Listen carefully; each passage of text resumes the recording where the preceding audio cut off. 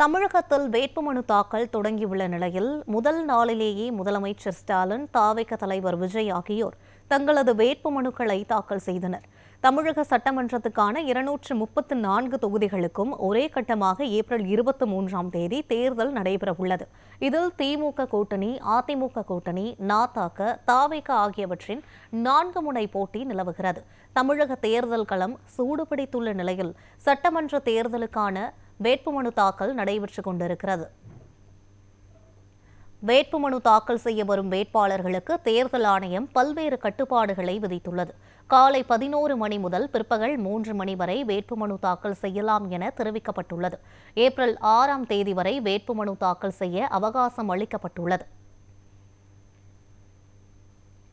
வேட்புமனு தாக்கல் தொடங்கிய முதல் நாளான இன்று முதலமைச்சர் ஸ்டாலின் கொளத்தூர் சட்டமன்ற தொகுதியில் தனது வேட்புமனுவை தாக்கல் செய்தார்.